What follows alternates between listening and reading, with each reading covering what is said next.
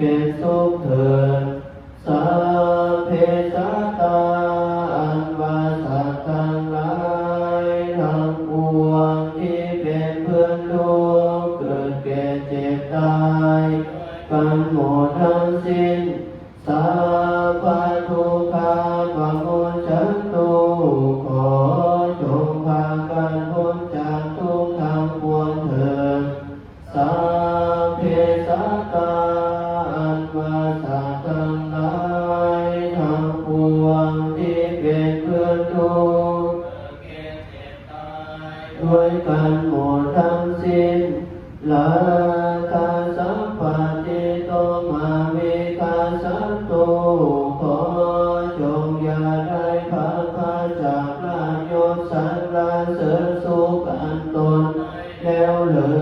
ยสัพเพสัตตาอันว่าสัตว์ทั้งหลายทั้งปวงที่เป็นเพื่อนทุกข์เกิดแก่เจ็บตายกันหมดทั้งสิ้นกามสกามีกรรมเป็นของตนกามกายธามีกรรมเป็นมรดกกามโยนิ